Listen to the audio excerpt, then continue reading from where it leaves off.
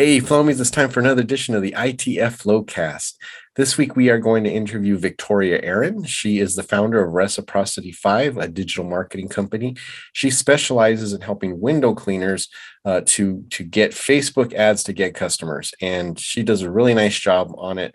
She has a really interesting story. She didn't have a background in marketing or even window cleaning.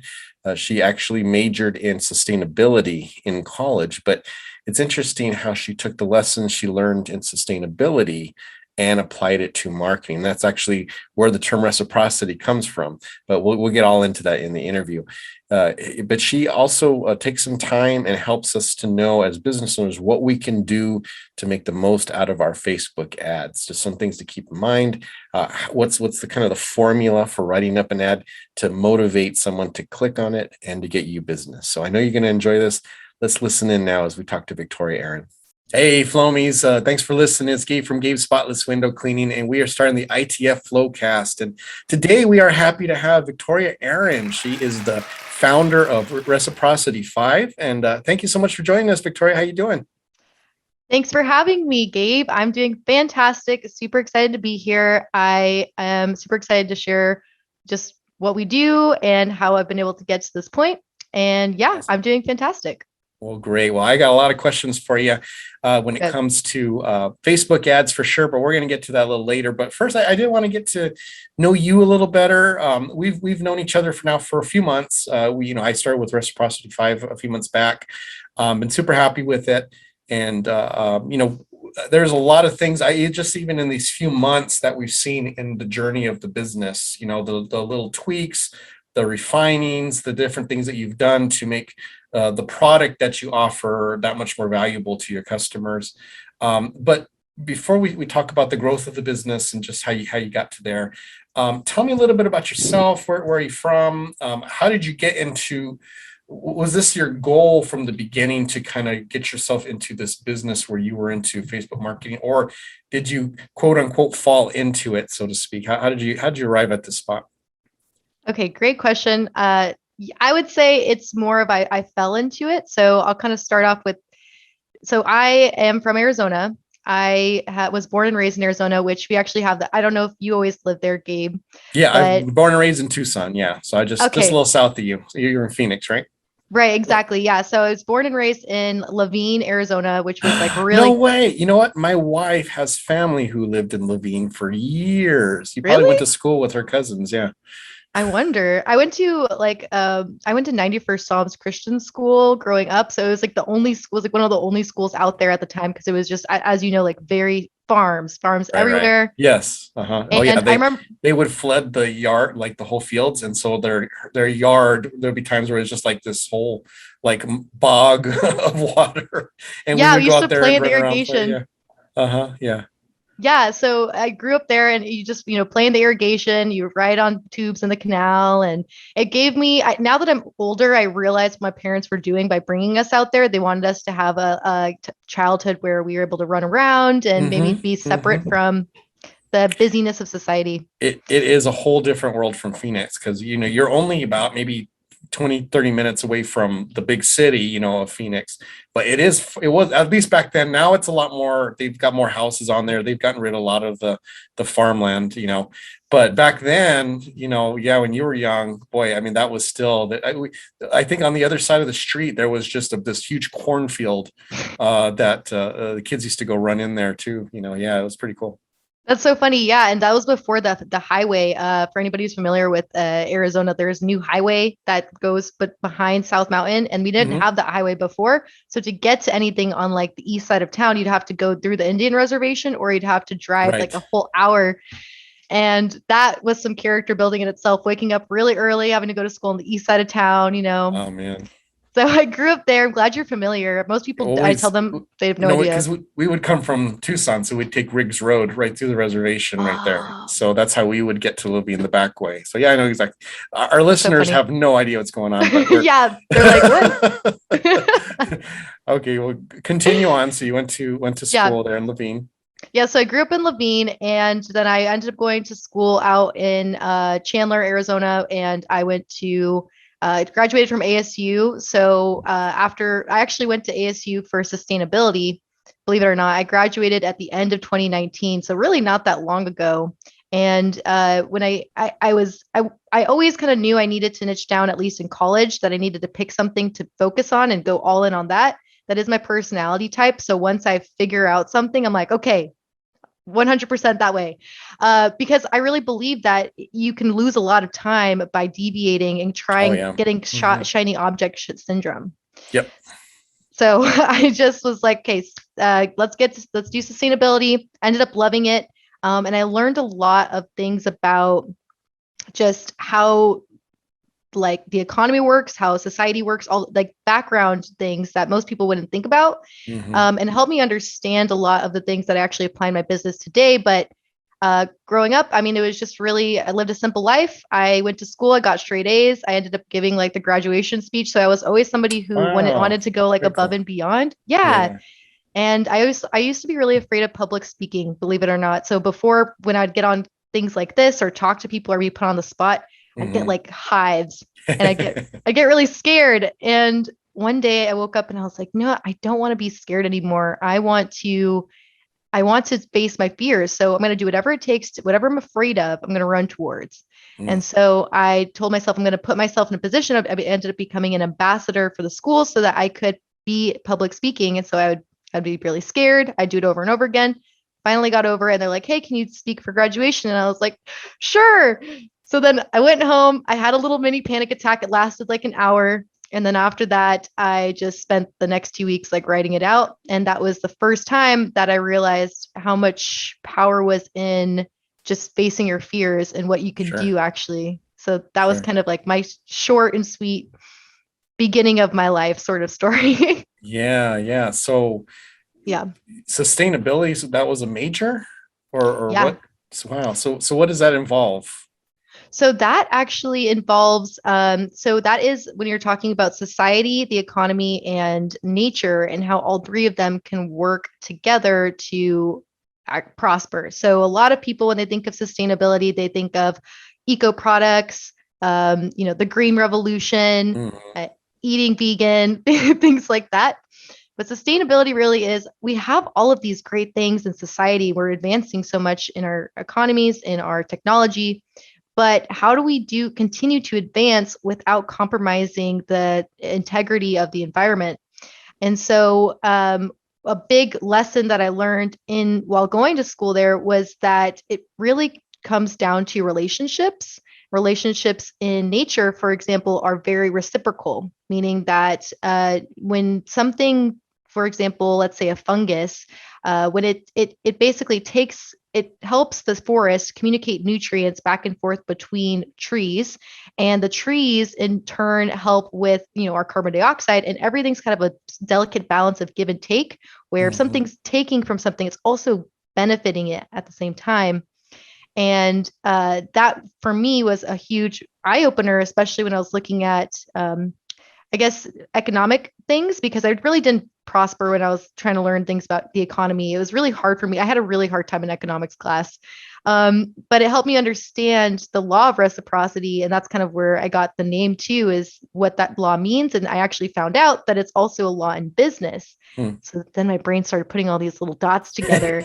And I was like, ooh, it makes sense even in relationships. And so now I use that knowledge to anything I learned about nature and how nature works. I like to implement that in also my day-to-day relationships too.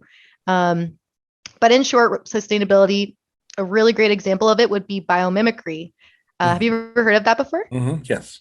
Oh, cool. Yeah, What it's do you where know you about it? look at the design of like an animal or a bug or something, and then you try to implement the design structure of that to do put into use something that's practical or for like manufacturing or in structural as far as like building a building or a plane. I know like a lot of planes try to use biomimicry to make them more efficient, use less fuel, that type of thing.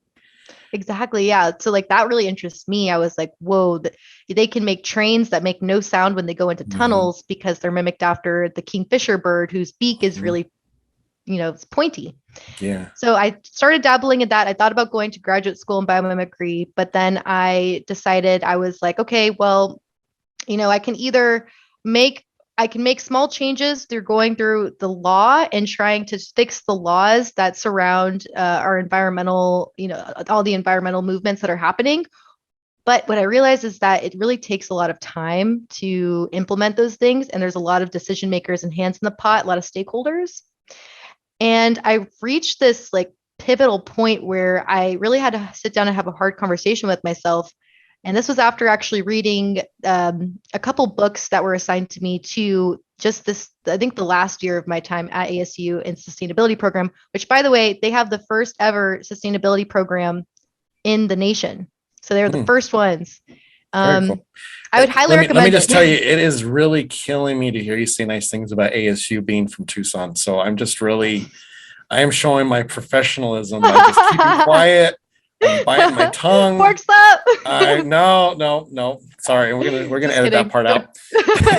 So go Cats, or what is it? Bobcats? No, I'm just kidding. Wildcats. Oh my gosh, this interview's over. I think it's 10 I minutes. Go. That's good. Just kidding, guys. Don't go to ASU. I'm kidding. I'm just pushing Gabe's buttons. That's hilarious. I see a little tear. Yeah. But so the program was great. I decided that I really needed to make a decision. Decisions are things where you cut off certain things. And so I said, I can either try to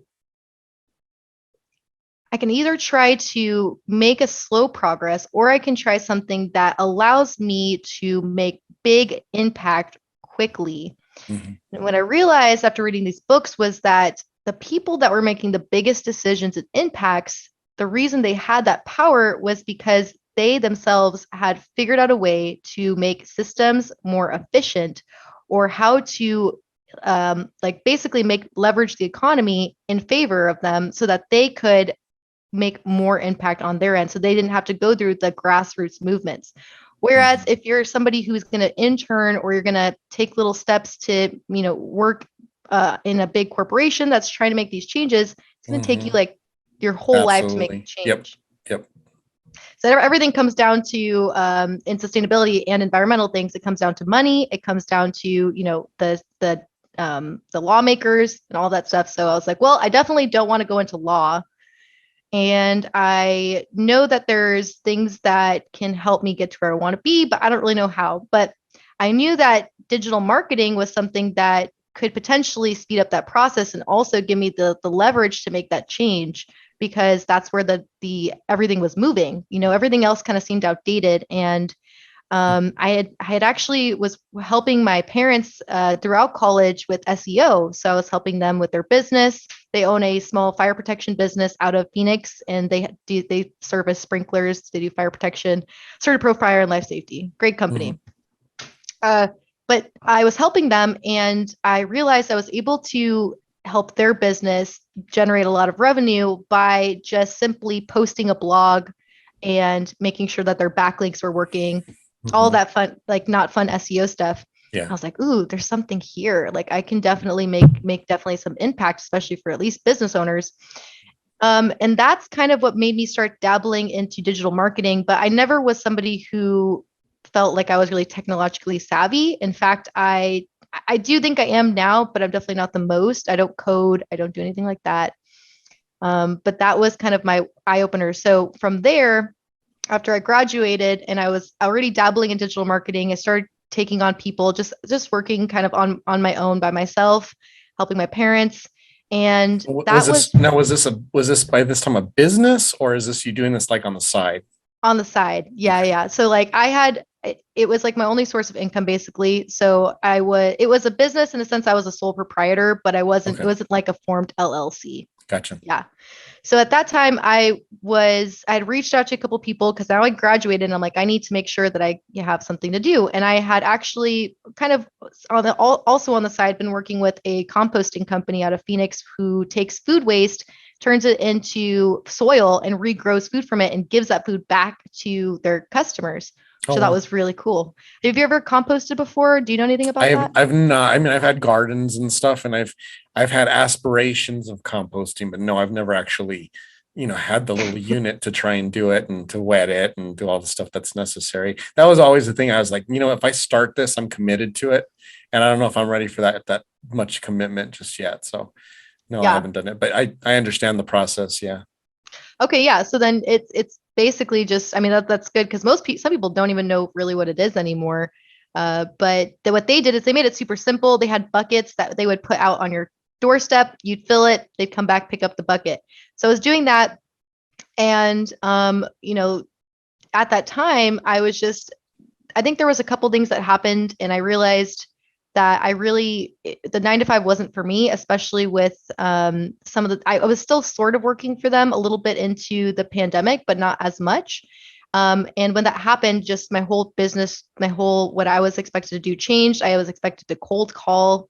I was expected to scrape 100, HOAs a day, and it was really Wow. hard. And I was only being paid like $15 an hour. And I was like, gosh, I used to have a totally different job before this. So the pandemic really like put a stinker in that. And I was like, okay, I can either continue doing something like this, or I can just make a decision again and I can decide to burn all ships. And I really do believe in burning all ships now, because Mm-hmm. if you have a backup plan, then you're not going to go with plan A. Mm-hmm. And I think that's something too that was a huge lesson for me, is that you don't ever, I mean, it's good to have cushions, it's good to have, security, but also at the same time, as an entrepreneur, somebody who wants to, make big change, you also have to make hard decisions that say, hey, I'm going Yep. to make this work and I'm going to do whatever it takes. So at that time, I then reached out to a couple of people and I was like, hey, is there anybody who wants to, maybe work with me or needs help with their business? I was able to work for my parents' business and got them some good results. Still doing SEO at the time. And my friend Ricky Schroeder out of Phoenix, he actually called or messaged me and said, hey, I actually have a window cleaning business. I'd like for you to help me with it potentially. So him and I told him, hey, just FYI, I'm going to do this with you, but I really don't know much about what I'm doing, and I'm going to get a mentor about it. I want to try this out. So let's go ahead and do it. So he ended up giving me, being able to stabilize sort of that part of the income for me. I think it's important that when you're testing things or trying things, you always have like that income coming in. So at least Mm-hmm. for me as that solopreneur, I always had that. So I was only working with him for, and a couple other niches. Permanent makeup, so brow artists, really Oh, random. sure. Mm-hmm. Yeah, and a couple other beauty industry people. And that's when I finally got into Facebook ads, and I got a mentor, and it wasn't easy finding them. I saw like an ad for them, and I was really skeptical at first. I was like, this seems like it's probably a scam, and he's just selling up me on. He literally was speaking to me. He's like, make a big impact in your community, leverage the digital age, all this stuff. And then I signed up, and it was the last of my money. It was like the last of the profits I had. And I was like, oh my gosh, this is the biggest. It was like $900, which was such a big investment for me at the time. I remember like actually trying to get a refund, I think 15 days later, because they had like this 15-day like money back guarantee thing. I Mm-hmm. didn't really want to, but I was just like I was freaking out. I was like psyching myself out. So it turns out I asked for the refund like 2 hours too late. And I'm so Oh, glad. Yeah, I know. I was like, but I'm so glad I did though, because I feel like I actually did it like that on purpose, because I really didn't want to back out, but part of me did. right. And so, especially when you're making like the biggest investment you ever had, it's like, oh, well, what else is supposed to do? So I couldn't Yep. get my money back. And I was like, well, I guess I got to go 100% into this. You're in, right? Something similar kind of happened with us too. Because I'd run the business for 20 years. Well, at this time it was 10 years, about 10 years. And we had our daughter. And, no, I guess 12 years, because she was already about 3 now, and it was getting to realize that where my business was, it wasn't enough to support. It was enough to support me and my wife on our own, living simply. Now that we had our daughter, there was some medical issues that were involved, so we had hospital bills that we've never had before. We needed a bigger house. I mean, there's just a lot more things. It was becoming very evident that the business was not enough to provide as it was. So I had two choices: sell the business get a regular job somewhere and then just start from the beginning and work up again. And my dad worked for Tucson Electric Power, and he retired there, so he had some connections. So he's like, hey, I can get you an office job. You'll have to kind of do some basic stuff. He says, but I guarantee you within a year you'll move up because you've got all this experience and you're easy to work with. And or try to make the business work. And so I went, I applied, I got the interview, and it's like really intense. I mean, they have all these tests you have to do. I told my wife, you know what? Here's gonna be the test. If I get this job, then I'm going to take that as that's the sign that I need to sell my business, and I'm going to take this job. If I don't get this job, then I'm going to take it as a sign that we need to stick with the business. So I took all these tests. I passed all of them except for the Microsoft Excel test. Oh, what? Yeah, I mean, and I know it. I was like, how on earth did I not pass that test? But I didn't, and so they denied me. And so I was telling my wife, I'm like, well, you know what? I guess that means we gotta make the business work. So we made that decision. The next day they called me back and said, hey, we really liked you as a candidate. Can you come back and retake that test? I know you can pass it if you just do it a second time. And I said, you know what?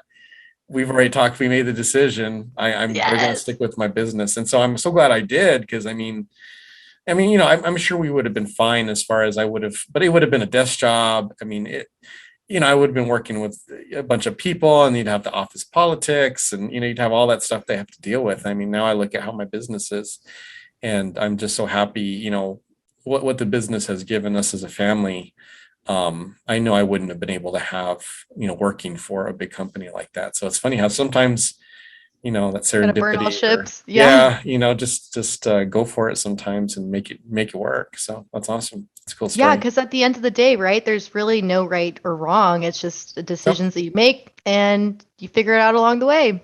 Yep. And I'm a big proponent of that. And that kind of took me a long time to get to that point too, because growing up, I was definitely a perfectionist, and I was like, and I think a lot of, like you talked about the anxiety attack that you received. The anxiety attack wasn't the thought of, oh, I got to be in front of all these people. The thought is, I got to be perfect in front of all these people, right? I got to do this exactly right. And if it's just a smidge off, I've ruined the whole thing, and I'm a terrible person, and no one's going to love me anymore. My family's going to get rid of, I mean, that's what I did with myself, is like you build this up, and then you just tear yourself up inside, because you're just, you're at least I was such a perfectionist. And I did that to myself throughout my whole, elementary school and middle school. And it was my senior year where I finally learned that, you can mess up, you can make the wrong decision, and most of the time it's going to have very little effect on your life, unless you make it like a self-destructive decision, like to get involved with drugs or get involved with underage drinking or stuff like that. Those are things that can really ruin your life. But for the most part, when you're talking about just life decisions, the majority of the time, at the worst, it may just set you back a little bit of time. You can still end up and go where you need to go. And once you realize that, it frees you up so much, because now you're not as afraid to take risks, because, well, let's say it goes bad. What's the worst that can happen? Well, then you start over again, and you start over. I mean, there's nothing wrong with starting over, but generally speaking, most of the time, it just means you just make some adjustments, and you get back on course, or you change the destination, and you find out you Yeah, really wanted to be over here, and you're not that far off. So it's just that's so freeing true. if you can be that flexible, in understanding what your business decisions really are. That's one thing I really try to, when we're mentoring younger window cleaners, or newer, not necessarily even younger, but just newer. Sometimes Yeah, some people have been window cleaners, but they've worked for someone else, and now this is their first time with their own business. And I really try to instill on them, look, don't put so much pressure to make the perfect decision. You just make a decision and then go with it, and learn from it. If you make a decision and it's terrible and you don't learn from it, that's a waste. But if you make a decision and you lose some money, but did you learn? Well, then if you learn that, you're never going to make that mistake again. You've just added a value to your experience as a business owner. And now you've got an edge that someone else who's never had to make that decision doesn't have, that's so So true. Yeah, just knowing what you have, and knowing that information is valuable. It's a commodity. And the more experience you have, that equips you better to handle the ups and downs of business, because now you can kind of steer the ship back on course a lot easier than when you're new and you don't know anything and you're going to turn right into an iceberg, you know, because you're Yeah. freaking out. Yeah, I can't tell you. I'm sure we'll get into it too, but there's been obviously, I mean, there's been a lot of hurdles, especially in our first year of business. There was a lot of those ups and downs. And now, again, looking back at the past and what we've gone through, it really builds your resistance to the ups and downs, and you become sort of this stoic, I don't know, just like a statue or somebody who, as a leader, you always kind of have to have that face on. You always have to be there for your team, but Mhm. being able to go through those ups and downs, it kind of calluses you to be that leader and to no longer let the little things just Mhm. drag you down. And I remember one little thing would happen, and me as a perfectionist as well, I would let that affect my whole day, and I Yes. would be so let down. And now it's just like, okay, cool. There's a fire. We'll put it out. Don't worry, everybody. Mhm. Like we're gonna take care of it. Yeah. Um, and I think the perfectionist mindset is something that I'm sure a lot of entrepreneurs struggle with too. And what's funny is that procrastination is actually just perfectionism. Absolutely. That's exactly what it is. Is that you're just, man, I don't want to do this imperfectly. So I'm just going to put it off to another time when I'm in a better mental state to handle it. And you never are, you know. Uh, Exactly. yeah, and oh, it's so true. And that's whenever I procrastinate something, I probably say this all the time because it's Kevin Hargis is one of the mods, and we're good buddies, and he's always saying, eat, you got to eat your frogs. There's a book written on it, and Gotta eat your that's his thing. frogs. Yeah, you got to eat your frogs. I mean, whatever it is that you want to do the least, do it first. Eat the frog, get it done, get it over with, and then you can move on. Because then after you eat the frog, guess what? All the rest is going to taste great. Everything else That's is going to true. be delicious.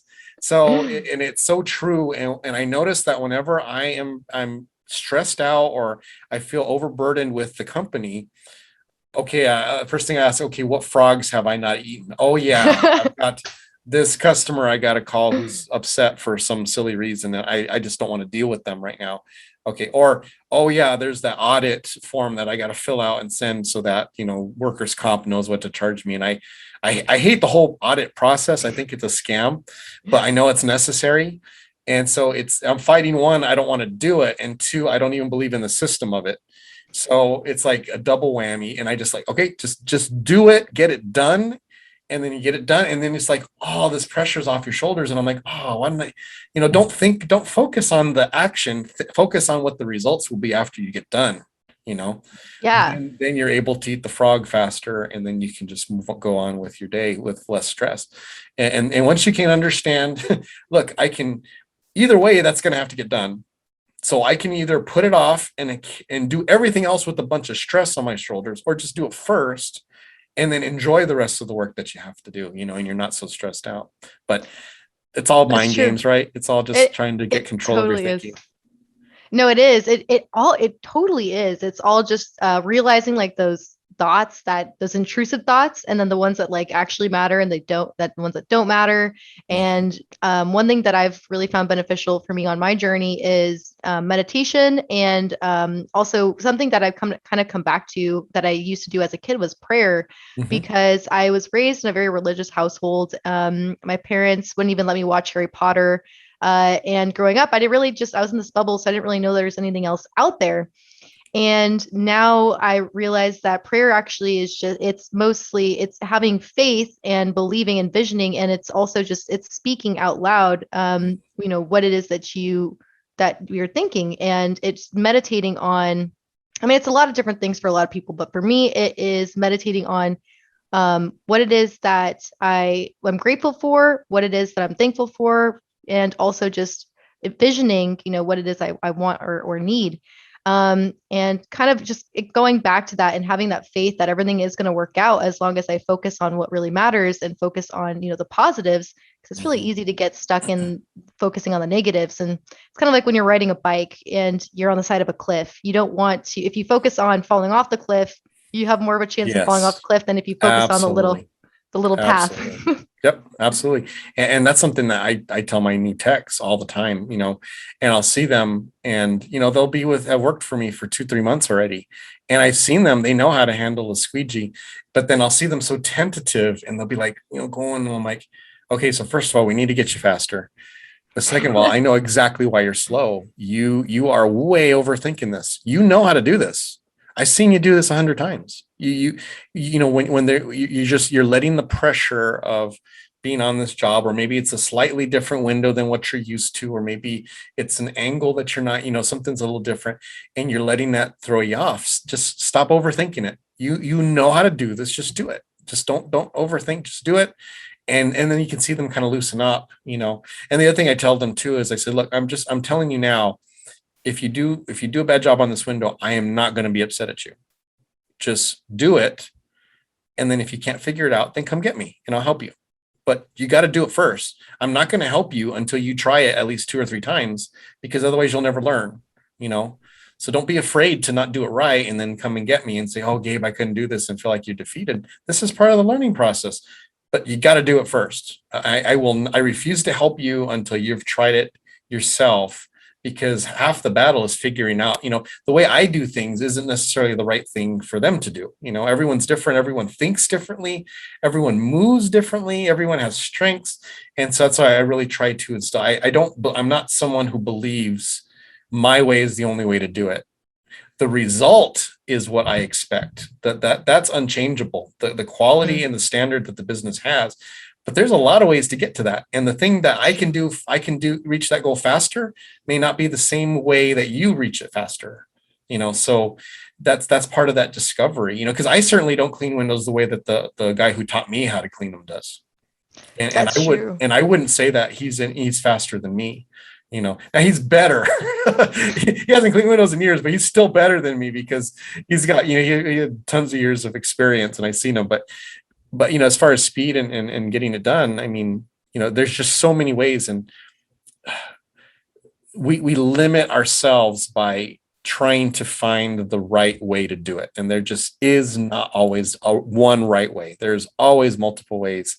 And the sooner a new business owner can understand that and just be not afraid to make their own way, the better their path is going to be. Whether it's window clean or any business, just not being afraid to kind of make some decisions. They don't work out right, recalibrate, refocus, and then keep going. That's how the successful people do it. They don't freeze up. It's very true. And they don't even see failure as failure. It's just a learning lesson. That's it. Absolutely. And a lot of people, I actually hate the word failure. I don't think it's real. I remember somebody was mentioning it to me. It's the same word with imposter syndrome, which I'll get into, which I don't believe imposter syndrome either. But failure is really just a mindset of thinking, okay, I failed at this, and it's like you tripped. But really, we're just kind of stumbling a little bit. We're getting ourselves back up. We're learning. And then we're getting it back up. And this actually reminds me of a story that you told on another podcast, Gabe, where you were talking about, I believe you were cleaning a window, and you had tried it a couple times, and you were kind of getting frustrated when you first started. And then somebody that was the guy I was mentioning. He's the guy who taught me. Oh yeah. I remember that story. It actually, it stayed in my mind, because I was actually, as you were talking about it, I was envisioning. That's actually a really good metaphor for how people do things in life too. They overthink it. And I overthink everything. Like I really try not to. I'm actually getting a lot better at it, but I realized in this process that I'm a huge overthinker. I try to be a perfectionist, and that always ends up costing me in the long run. Yeah. Well, in that story, he comes up, and I've been working on this window, for this one window, commercial window, that I was making like $10 on this job, right? It was just this little store. It was like a Godiva chocolates, and I'm frustrated. I'm ready to throw all my equipment. He walks up just all smooth and casual. Hey, Gabe, what's going on? I'll relax. And I'm telling him the struggles. He's like, Gabe, you're making this way harder than he goes, this is a friendly window. This is a happy one. Look, it's just friendly. It's not, and then he made the point of, he's like, look at those people in there. Do you really think they're going to be like looking at that window, like looking for every little mark or every little line. And I'm like, no, it's like, you're making a way to just relax, just do it. And I did. Once I relaxed and I took the pressure off of myself, it worked, but it's just one of those things where we can build something up so much, and I think when you're starting a new business, that's often the downfall of many new entrepreneurs is they're already visualizing the failure. They're visualizing the money that they invested going out the window. They're envisioning, the job that they quit to start this business and now they'll never get it back. Or, if they come back, like you said, it'll be, or I forget who I was talking to, but they say it's gonna be humiliating. The humiliation, the embarrassment, that's what holds them back. And it's like what you said, if you just remember, there's no such thing as failure. You make a decision, you analyze the data that came from that decision, and then you recalibrate, right? Yeah. Most of the time it's not going to be a complete disaster. It just means you may not make as much money, or you made a mistake that now you won't ever make again. And then you keep going forward and you just keep and then you adapt and you make changes and you learn, and then pretty soon 5 years is gone, and now look at, you've got a business that's sustaining you, that's providing for your family. Is it perfect? No, but there's no perfect businesses. Yeah, no, there's you've not. just continued going. But I am of the same mindset. I do not believe in failure anymore.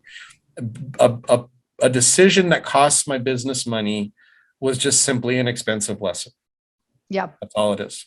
And then we go on, because guess what? The business is going to keep making money. I'll just make it up.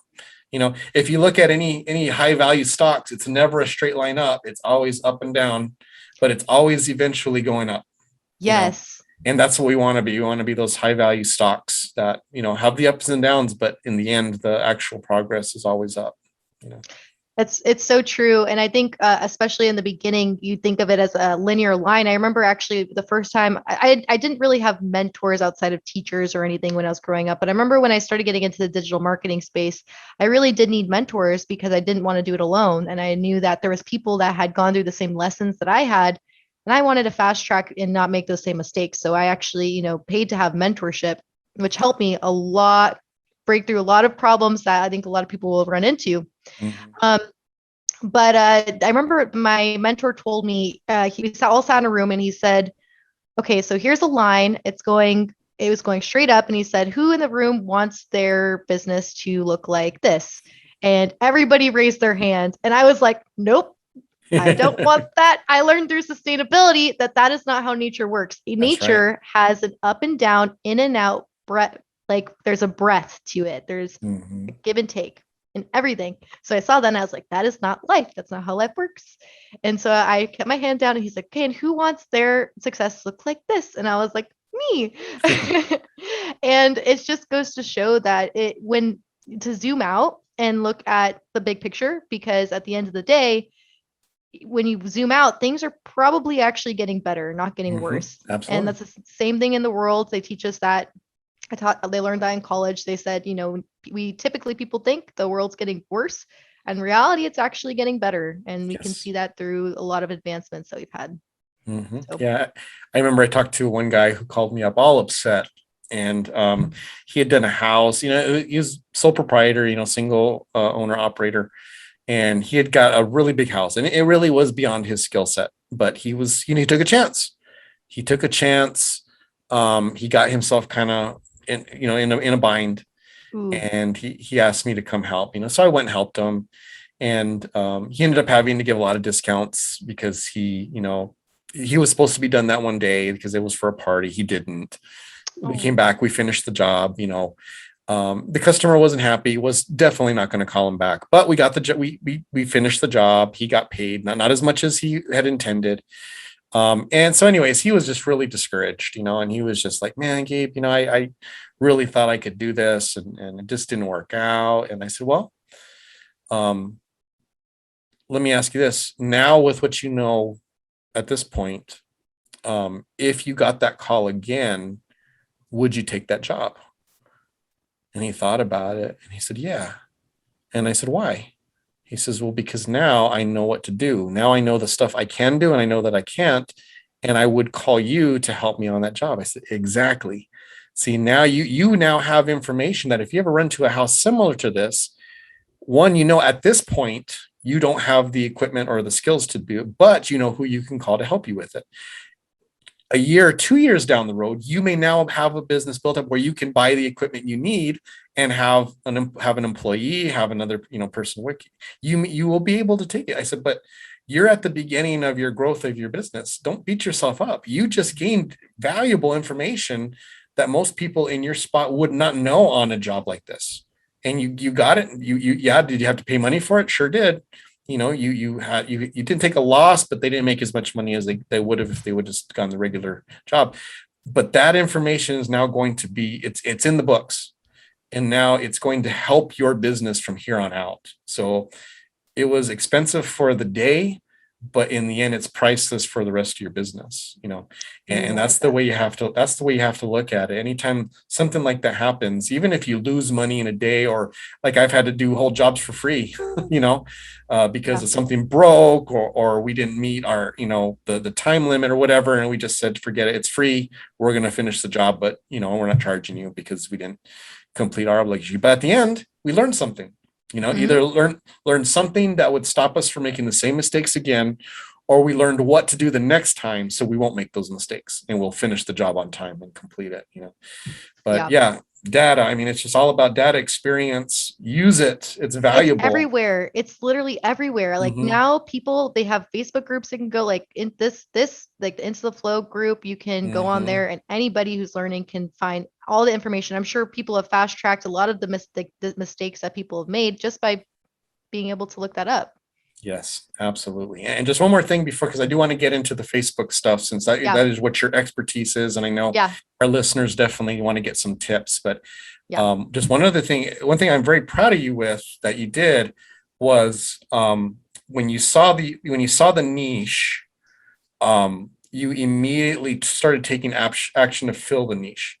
And I think of a lot of new window cleaners, typically a window cleaner starts up, there's going to be a ton of other window cleaners in the area. It's very rare that someone's coming into a town and there's one other window cleaner. And now usually you're coming in, even in small towns, there's going to be 3 or 4 or 5 window cleaners. Bigger towns like Tucson, I mean, Phoenix has literally hundreds of companies. Yeah.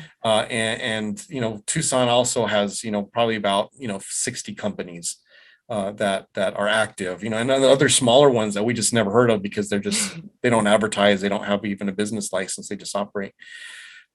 But when you're coming into that, a lot of times what stunts your growth is not taking the action when you have the opportunity, whether it's getting into a community, whether it's sometimes buying a piece of equipment, sometimes it's hiring, and those aren't always the right things to do at certain points in your business. But when you know it's the right thing, you've got to jump at it, and I think that's what you did with your business. You saw the opportunity, and listen, you took a big jump.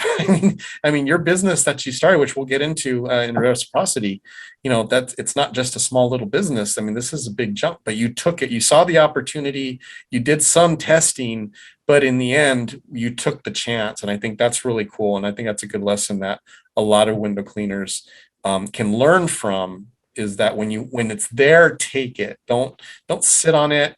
Don't wait 5 years later when you look back and you're like, oh man, that was the perfect time and now it's gone and now it's going to be hard for me to start up. Just, you have the opportunity, just take it. So why don't you tell us a little bit about reciprocity, and what you do, how you got started, why you thought that this is something that's going to work, and how you implemented it. Yeah. Well, first of all, thank you for that compliment. I definitely, it was a huge jump. You're right. And it definitely paid off because now we have a team. So I have my client success manager, Nicolette, who's awesome. We brought her on this year.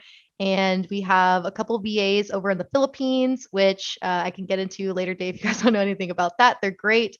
I have some people from the Dominican Republic now. So right now we're about a team of 7. Yeah, we're 7 now. And it has just been fantastic. I really felt like I could make this work after I worked, I think it's kind of picking up where I left off. After I worked with Ricky, Virtuous Window Cleaning, I did some testing and I figured out, the main problems that come with Facebook advertising, that, there's a lot of issues with the restrictions they have on it now. You can get things banned easily, get disabled, all that stuff. And I actually almost gave up. But I knew that, especially after talking to him, he was like, there's nobody else doing this, Victoria. Mhm. Like, you helped me so much. So what ended up happening is we tested a couple different offers for him and ran those on Facebook. And he had one employee at the time. His name was Demetrius, his roommate. And they got really busy. They started getting in front of people and they were like, oh my gosh, like this is amazing. Like, we're loving what's going on. And I was like, cool, like maybe I should just do this for window cleaners. But I started getting all these people kind of giving me pushback saying there's not enough window. He actually told me himself, there's not enough window cleaners out there to help actually do a business to help them because there's just not many of us. And I heard that and I remember thinking, I think that might be a limiting belief. And I only thought that because I had my own limiting beliefs, such as Facebook's going away. There's no way I can market on that. Nobody's on there anymore. There's not enough window cleaners. This can't work because I didn't go to school for marketing. And all these people kind of telling me, hey, like, listen, that you went to school for this, you should do this. You really don't know what you're doing. You just invest in this random program that you saw online, and who knows what they're going to do. It's probably some MLM or whatever the case may be. And I was like, okay, I deep down, I know my intuition is telling me I'm not wrong, and I know that the results are real that I got for Ricky. So you know what? I'm just gonna go full in. And I really realized it was going to work after we had worked with 2 or 3 more after that, and we were able to get the same results. And these were all people from either Arizona, California, or Utah. So I stayed close to home, same closer time zone. I didn't want to branch out too far just yet. And then we ran into the issue of branching out into other parts of the nation where there was a lot of different environments, different Mhm. needs, different markets. Every market will perform so much differently. So what works in one area is not going to work in another. Mhm. And the offer we were running was different for everybody because some people charge by square footage, some people charge Right. by window, by pane. Some people don't include screens, some people don't include tracks, things like this, little things, little tweaks. Some people, there's the hard water stains, all these different things. And I remember getting really overwhelmed and being like, gosh, like, what am I doing? I'm trying to help all these Well, people, you're but you're you're having to have a window cleaner business owner's mind as a digital marketer. That's tough. it totally is. And people on both sides are telling me different things. And so I just remember I had this moment where I sat down and I was like, do I want to do this? Is this going to work? And I told myself it has to work because I did research the day before and I said, there's nobody else doing it. I just got off a phone call with somebody else telling me that the commercial side of things had actually gone down because of the pandemic and that people were pivoting more to the residential side, which is what I was able to get initially, the type of Mhm. customers for him. And that although commercial I knew I was calculating all of this. I was like, I know commercial is very stable. It's a great source of income, recurring revenue. But it also, if that goes down and that's your main source of income, you don't have anything to fall back on. Correct. Residential makes you good money, but it's also very unstable and very, all over the place. So I was like, okay, I don't have any competition from what I can see that's actually doing specifically this industry and running ads on this, getting this type of traffic. And I know that there's tons of window cleaners out there, probably more than I could count, that probably need these services. And I'm not going to listen to the limiting beliefs that people are telling me. And they'll show up in different areas of your life. I think we all have limiting beliefs. I'm still working on a lot of them myself, Mhm. but recognizing them when they come up is really important. So Yes. from there, I said, okay, we're basically gonna streamline things. We're gonna say what it has worked, what hasn't worked, and let's try to find something that works for everybody. So we did a little bit more testing. We changed up our offer, and we ran into another hurdle. Mm. And this hurdle was that we found out that it wasn't necessarily, you didn't really have to, you could be getting anybody all of the leads in the world and giving them, it would be great. with the leads, but you can't really fix the other problems that come with it after that. So once the lead comes in, then what? You have to have a certain follow-up process that Yes. is very personal. And especially when you're marketing on Facebook and Instagram, you have to, it's cold traffic, meaning it's not Yes. people looking for your services. So you have to educate them a little bit more. You have to show them the trust and value a little bit more. And once you're in front of them, they see the work, they get to meet you, everything kind of clicks in their mind. And then they're like, oh, let me refer you to this guy down the street. And it really opens up from there. But it's a Mhm. longer buying process. Yes. And that was another hurdle, realizing, okay, we have to actually fix the actual problem, which is the sales process, not just sending people leads. So Mhm. that was, And I yeah, would just say real quick before you go on that was initially our struggle, because we have an office staff, so it wasn't a problem of not someone not being there, but it was one, dropping everything to call the customer, but two, like you said, that cold traffic. Our office was used to the warm traffic where they're yeah, calling us. Sometimes they're a longtime customer. They're happy. Oh, hey, how's it going? They're chatting. Oh, yeah, you remember me? Oh, yeah. How's life? How's your husband? How's the pet? And then yeah, they're scheduling, and then they're happy and they love it. But the cold traffic, you're way more convinced. You're having to do more convincing.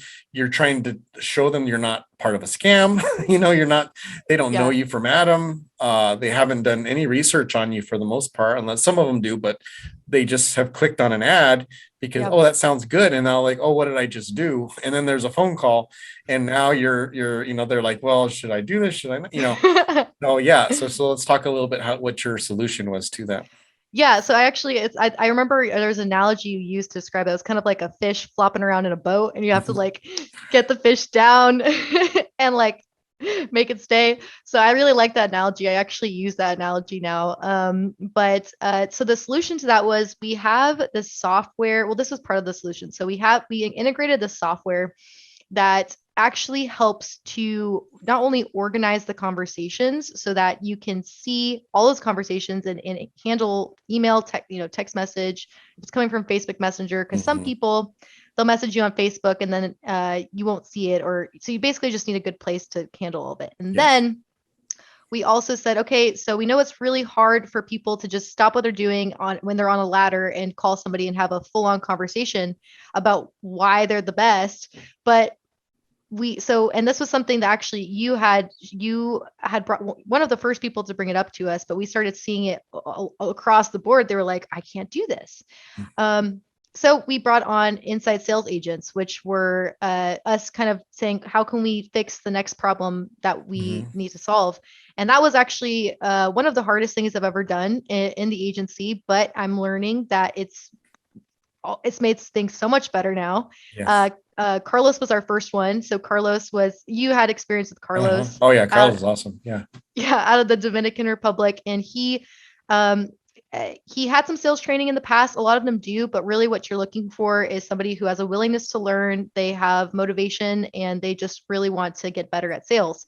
Yeah. And so, although we're learning at the same time, I had actually a sales coach at the time who came with my program, and he was great. He was helping me train him and all of that stuff. But it Mhm. was really hard because it's hard to kind of get somebody in the mindset of when somebody says, I can't right now, that doesn't necessarily mean that they're not interested. Yes. It's an objection. Mhm. And how you go about handling objections makes or breaks if somebody's going to stay with you in the long run or if they're going to always go with the competition. Correct. And so for us, putting our ISAs, these people who, maybe they're in other countries, getting them into the mindset of, okay, got to learn the industry of window cleaning and you have to be good at sales. It was hard. It was definitely Yeah. hard. Well, But so first of all, the dedicated sales agents, I think that was the huge, big turning point for us. Because, in the beginning, I mean, and we knew in the beginning it was going to be kind of figuring out, hey, this ad works, this doesn't, this offer works, this doesn't. yeah, We're getting a lot of calls for this one, but this is not this ad is, or this deal is not as profitable for us. It's not what the customers we're looking for.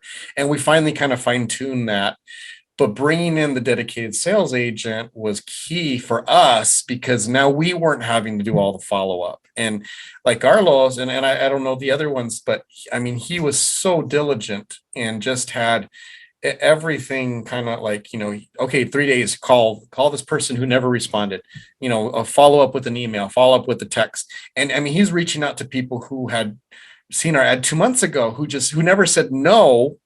They just never respond, and he's still following up, and we got to close a couple of those because of that. And that's something that our staff, after a couple of weeks, we're done. We're not following up on those leads, in our Yeah, minds, that just didn't work out. So to have someone who they're dedicated for that, I thought was a really big thing. But it not to was. be underestimated is your software. What is it, the squeegee? What is it, squeegee 6, or what is it? Squeegee Squeegee Client Lifeline System is our That's it. system. Yeah, and then go high I level. Yeah. I is so impressed with that software because it streamlines everything. So just so those who have not used Reciprocity, you get this, you download this, or you sign up. It's a program on the web. Hmm. Everything runs through it. So outgoing phone calls you make from the app, from that site, all your text messages go out from there, all of your emails go out from there, all of your direct messages from Facebook go in and out of there.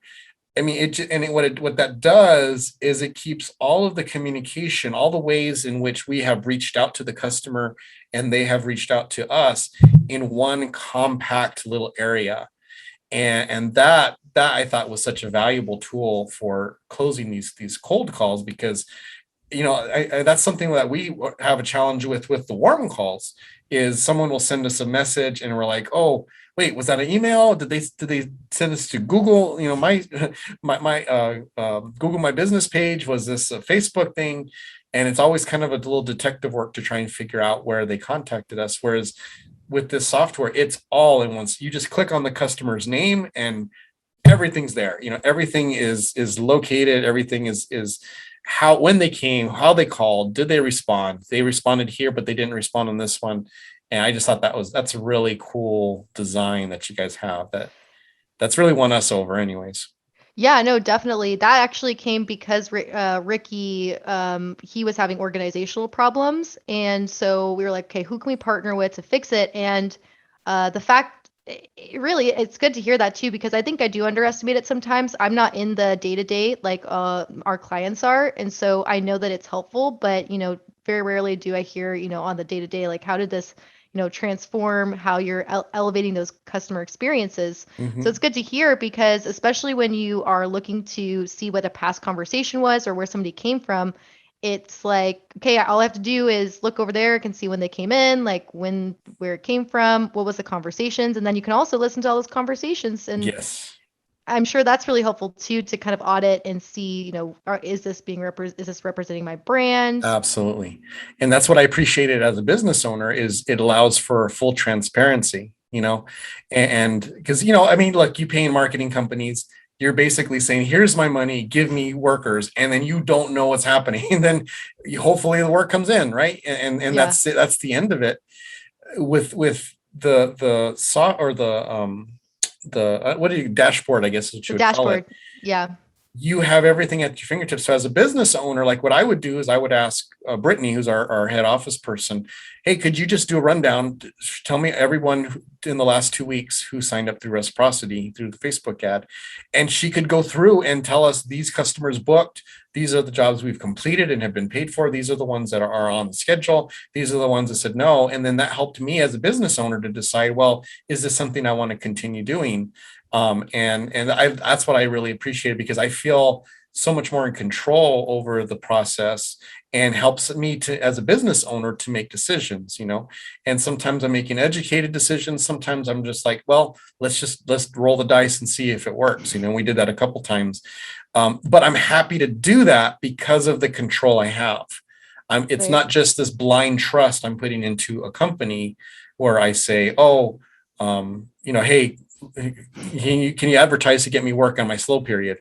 Yeah. Okay, well, hopefully it works. With this, at Yeah. least I was willing to take chances, because I could see the process and I could see what was working. And then your communication also was great too, that we were constantly tweaking the offer, and tweaking to what was working and what wasn't working, so Yeah. anyway, I Definitely. really did appreciate that about the company, for sure. That makes me so happy. Yeah, there's so many things that thank you for sharing that too, because it's been such a long process of trial and error, not failing, but trial and error. And now we're at the point where we have good conversion rates, but I want them to be great conversion Mhm. rates. So like so for example, one thing that I just taught Carlos, because he's kind of the head of the ISA team now, we call it our VIP concierge. It's kind of a fun Mhm. little term. So there was this one person who reached out to one of our clients, and the objection was, I don't, or my husband's going to do it this weekend, which I'm sure a lot of window cleaners run into. It's a very women dominated, like women are the decision makers of the house. They are the ones that want it done, but the husband's like, let's just do it ourselves. So that's one of two the most hundred common. dollars I'm gonna do it myself. Yeah. Exactly. So that's one of the biggest objections. So I said, okay, we need to figure out how to handle this.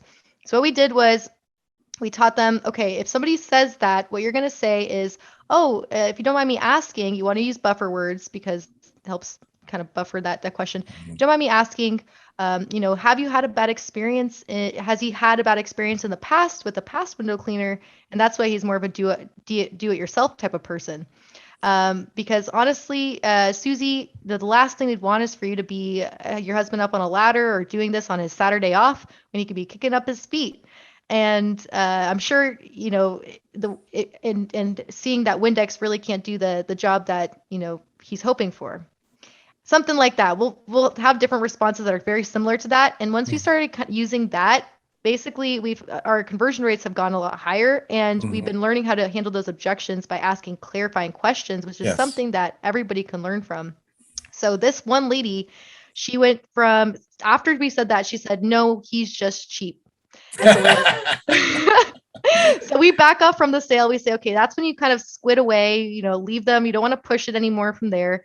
But then we said, okay, no problem. We'll go ahead and pass this to the next person. No hard feelings. When you pull away from that, instead of pushing, then she goes back and she responds, do you do two-story homes? And then we go, yeah, did you want to get and schedule for the two-story home? And then she's like, well, let me actually talk to my husband. So we're like, okay, great. Another objection. Um, and so she's talking to him. We're like, okay, when are you planning on talking to him? She's like, talking to him now. Just give me one moment. We're like, perfect. And she comes back to us. She gives us all the details of her house. She sends pictures of the house.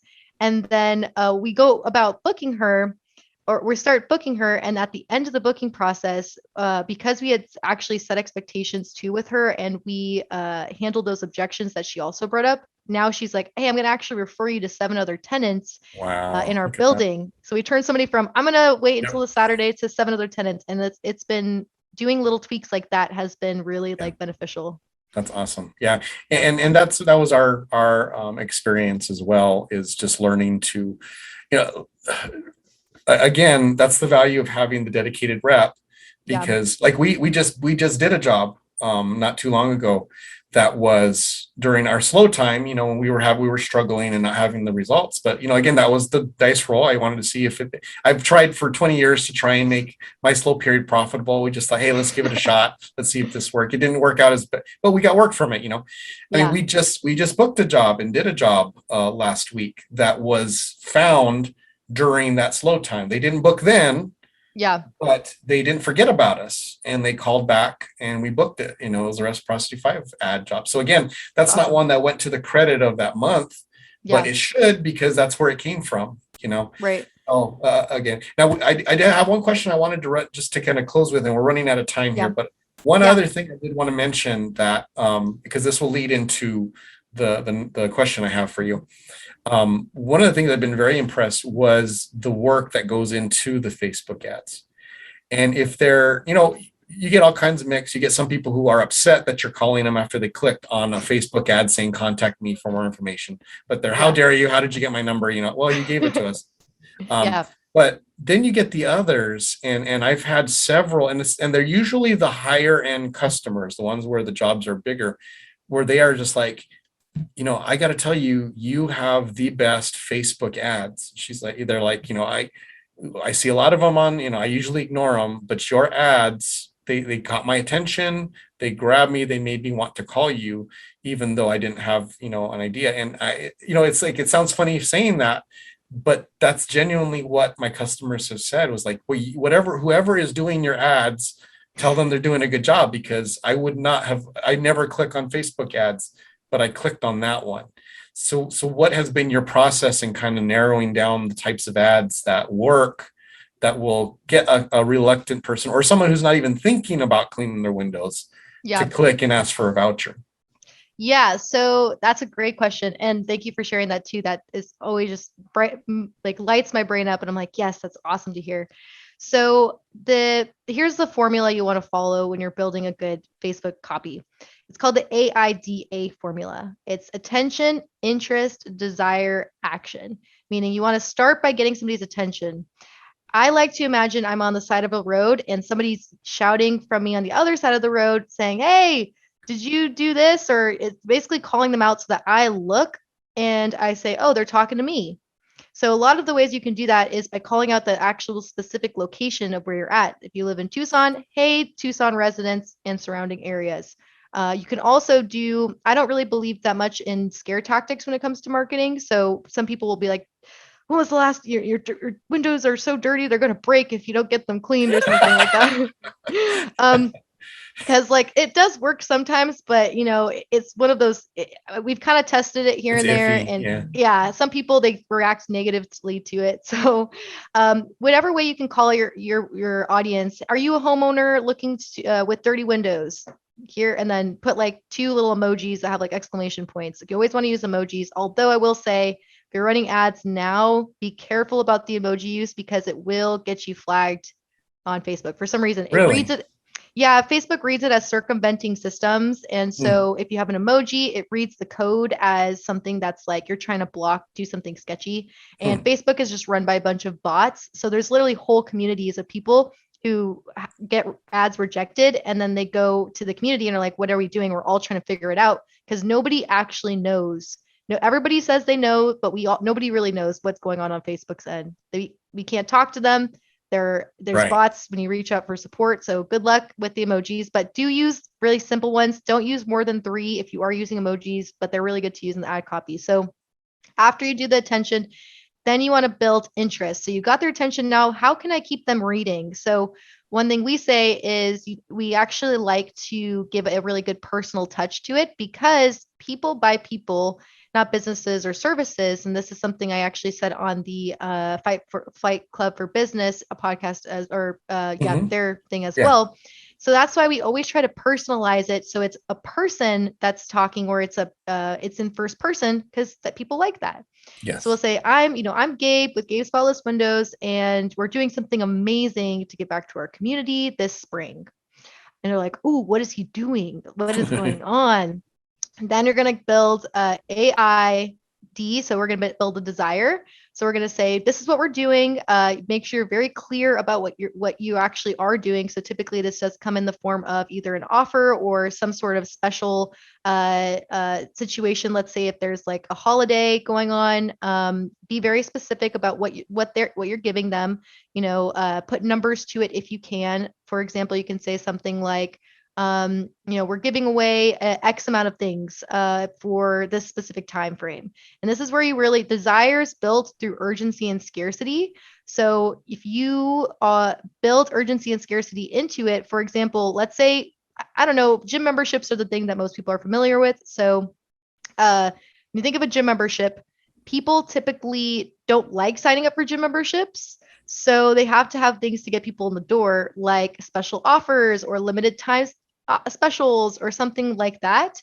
And so typically what they'll do is they'll tell you, it's for a limited time or it's a limited amount. And that it is true, if you're only giving away a certain amount to a certain amount of people per week, whatever the case may be, you just want to like basically put that in your writing and be very clear about what it is you're giving. Don't leave them up guessing because you're going to lose their trust and they're going to be thinking you're a scam. So, and also don't bait and switch. So don't say you're giving somebody something and then turn around and say it's something else because then you're just going to actually be like, it's going to have a negative effect in the community you're trying to get into. So Right. once you build that desire, why should they have it? Why should they care? What is their pain points? Are you a mom who, is really tired of looking out her windows or whatever the case may be, and you want just a simple fix, then here's what you do. Action at the end. You're going to click on the get offer button, and you're going to and claim one of these things today, or sign up, click learn more, and see what we're about. That's all you really have to do. I remember, Gabe, I spent 24 hours once writing ad copy just to realize that if you just follow this formula, it makes for perfect ad copy, no matter what the case. Yeah. Well, like I So said, people, the customers who have mentioned it have just said, whoever's writing your ads, just tell them they're doing a good job, because I never click on these, and it totally made me. So that's awesome. So the question I wanted to ask to end on is, look, we're all small business owners here in ITF. Some can afford your services, some can't. So for the smaller guys who do want to run Facebook ads, like, what is the thing that you wish they knew that they're gonna kind of bite themselves every time, and they're gonna throw money down the drain? If they would just knew this one thing, they could just have much more profitable campaign. Ooh, that's so hard. I knew you were going to ask this because you mentioned it to me, but I'm like, there's so many things.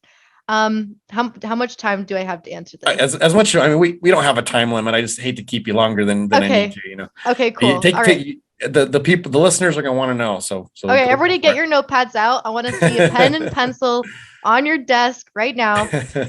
So let's go ahead and walk through it. So, Gabe, you've run Facebook ads before in the past, yes. Right? To not very good success. I mean, decent. I get a call here and there, but it wasn't enough that I'm like, oh, I'm going to do this every month. It was usually just in times where, okay, I'm going to dump a little money in here. Just hopefully it'll bring up a little bit of interest to smooth out a slow period. Okay. And when you did it, because I think you're in the same position as a lot of the people here who maybe tried before in the past. When you did it, did you go into Business Manager, or did you just run them from like your page? No, it was Business Manager. Yeah. Okay. And then how did you learn how to set that up, or did you just kind of wing it? I winged it. And I think I saw a couple YouTube videos. I called a couple people who knew, and honestly, I don't remember too much about it, because I really did not know what I was doing. Okay, gotcha. Because I'm trying to see, what I don't want to get too deep, but I can for some people if they are. I should mention here, if you're interested in running Facebook ads, Victoria was nice enough to put together this really long, it is literally a college course of running Facebook ads. It is one of our episodes. So I recommend that it's something you put on your phone, and you have your laptop open, and you watch it and listen to her and go through the everything with her on your own laptop in your own account. And that way you can benefit from it. So I don't need you to go in that much detail, since you've already done that for us generously. Devoted a lot of your time to do that, but we definitely want to get some kind of tips here. So okay, perfect. So I think number one, Facebook is actually, to run ads for a local business, it's a lot simpler than you might think. So people are going to tell you that you have to do special targeting. They must have some secret formula for who they target, or there's some secret cool Facebook thing that you can do to get you those customers. At the end of the day, really what it is understanding people and the psychology of what makes people buy. So if you know what makes people buy, then that's half of the battle. A big mistake I see a lot of people do when they're running Facebook and Instagram ads is they do the same thing that they would for warm traffic, which Gabe and I talked about, which is talking about value and I have 5 stars and you should pick me. That's exactly what I did. Yeah. Exactly. And why? Because that's all I know, right? That's all I deal with my customers in this way. I just transfer it to Colt, and it doesn't work. Yeah.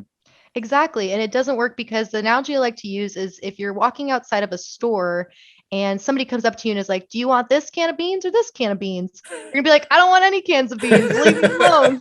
I like to use beans because I love beans. I don't know. Maybe it's Mexican or something. But if you are walking in a Costco, or actually I'll use the Costco analogy later. But if you're walking down the street and somebody says, hey, come check us out. Here's a little sample. Try this. and they're like, that does taste good. I really like that. And then they meet the owner, and the owner's like, hey, what's up? Welcome to my store. And then they start selling you on all these cool products that they have. Then you start looking at, okay, like how much it's going to cost me and which is the good value here. Should I pick this one or this one? And then you go to the checkout line and you pay. But the marketing on cold traffic, you really need a something to grab people's attention and to get them to the law of reciprocity. You have to give somebody something in order to receive a lot. So you have to make them feel comfortable enough with you to feel like, if I'm getting something, I'm going to be willing to give you my information. And then building that trust. So it's going to be a longer sales process.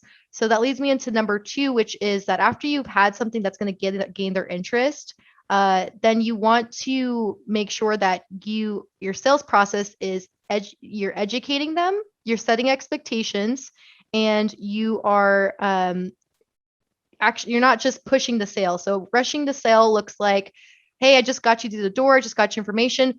When do you want to get booked? Let's get you booked tomorrow, and let me go and do an estimate for you. When it's like, hey, like if somebody is already in the market for it, sure, like let's take them to the checkout line.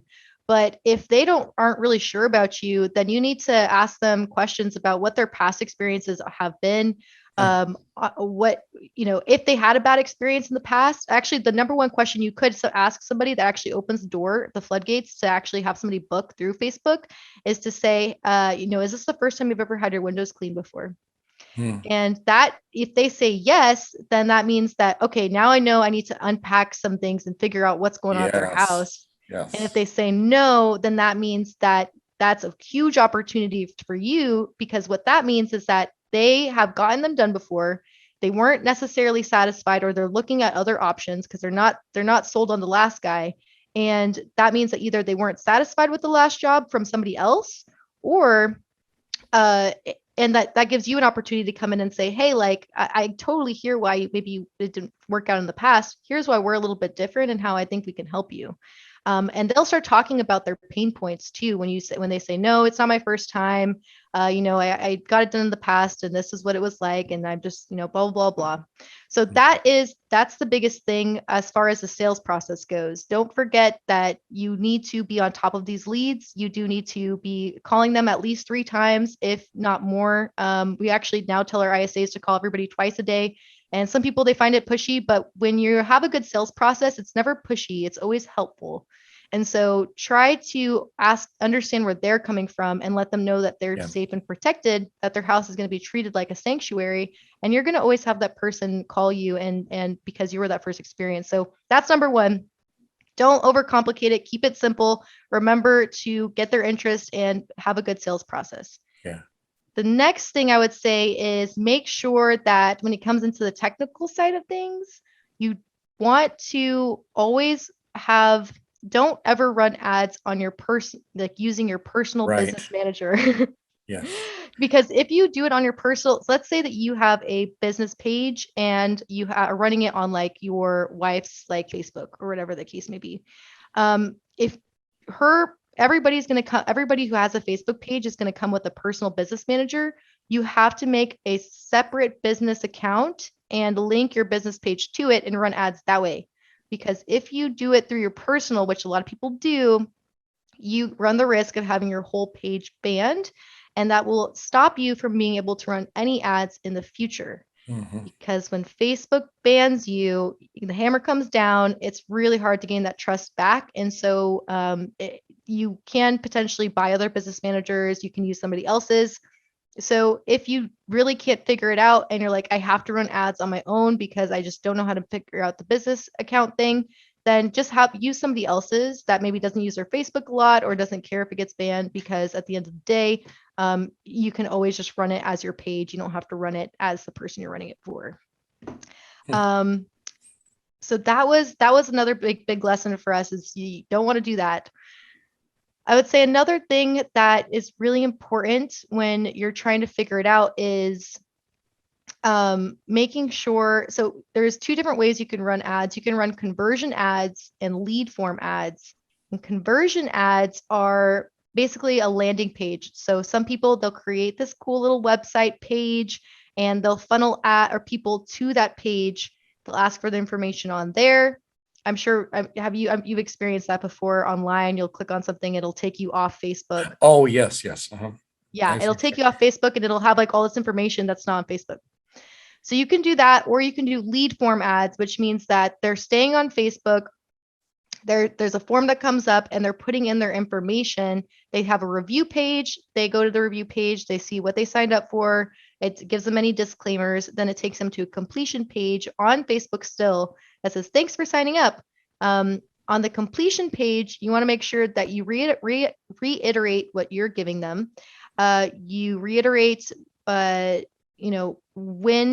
the urgency and scarcity. So make sure you call us now. And then you can have a cool little call us button at the bottom that says, give us a call, link a number to it, and then people will call you. Okay. I would recommend that people starting off use lead form ads and not conversion ads, meaning that you're not setting up a landing page and funneling people to it. So when you say a landing page, is that something separate from your main web page, like just a standalone page that you're building just for that purpose, or is it part of your website? Good question. It can be either. So landing page, that phrase is used just for anywhere where you're being taken off a platform and you're landing on another one. So some people, they can use their website as a landing page. Don't recommend doing that because it can be a really weird sales process when you're like, here's something that you get, and then they get your website and they're like, where do I go now? Right. So typically, like with our software, it allows us to build landing pages. So it allows you to just make those on your own. You can put them up at any point. Our website's a landing page, technically, meaning it's not necessarily a website, because all landing pages are websites, but not all websites are landing pages. Correct. Yeah. I just was asking because we did use an advertising company a while back. This is probably like 4 or 5 years ago. And they built a separate web page apart from ours. And that was the landing page, and they would send people from their ad to there. And I hated it. I hated it so much because it did not feel like my page at all. The whole feel of it was different. It was if you were to see that landing page compared to my web page, you would think it was two totally separate companies. Now my logo was on both of them, and obviously the information was the same, but the whole feel of it was artificial.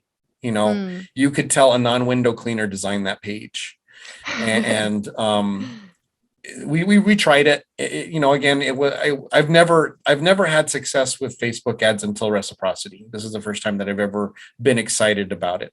We've tried several different things, like I said, but I can see why a form would be more ideal than that, because that experience really soured me on that, because I was just like, it was icky. I'd look at it and I was like, oh, that's not us. That's like an imitation. That's like someone was trying to scam my customers and made a fake page to try and lure. That's how it felt. It just was very artificial. So that's actually good to know, because I was considering, I'll get into why I was considering possibly doing that, but I was like, I shouldn't fix what's not broken, so. No, I agree. I think the form is the way to go for sure. Okay, cool. Yeah, because that I can see that totally happening, where it's like it's a page where it doesn't look like your website. It doesn't really like represent the feel or personality. It's just like this separate page with your logo on it. And the worst was that it had a link to my website, so customers would be directed to there. They would see and again, it was written by a marketer. So they're using all of their buzzwords and all of their formulas that work in these other fields probably. But then they would read this and then if they clicked on my website, they're getting a totally different feel for my website, Yeah. And I could definitely see where that would turn a customer off, that total difference in presentation. There was no consistency in it, and I just wish they would have tried to at least mimic the feel of my website a little bit more, even if the offer was different and different other things that were different. At least they would have, I wish they would have just tried to capture my personality of the website, as opposed to just starting from scratch, as if, like I said, it was someone trying to pretend to be me, Yeah, kind of like a puppet. Yeah, exactly. But anyways, so okay, go ahead and continue.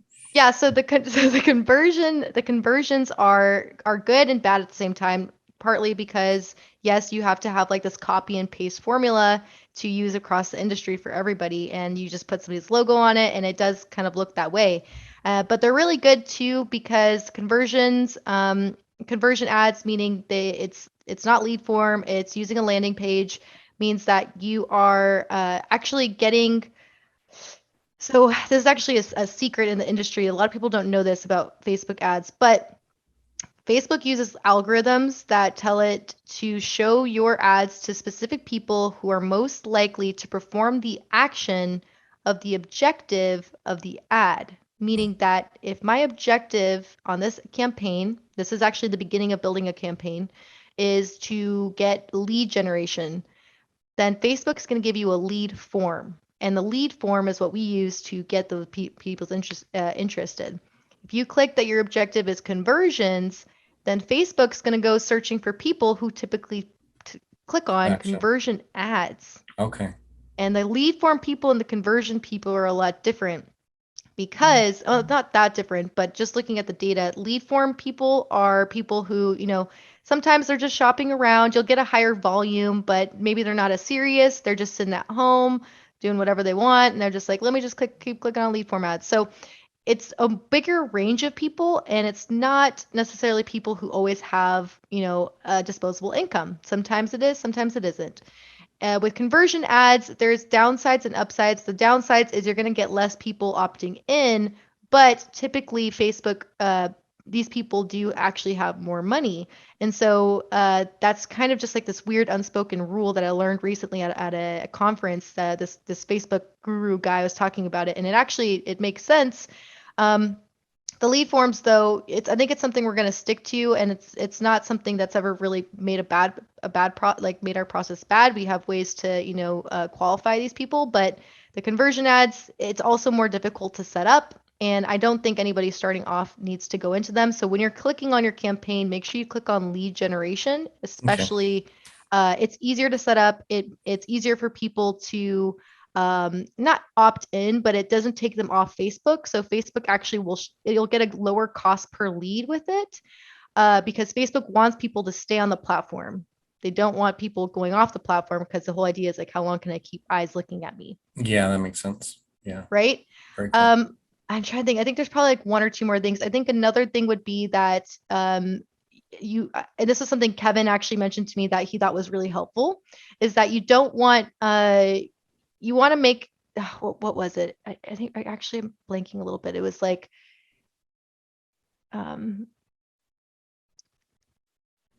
oh gosh, I'm blanking. I don't remember.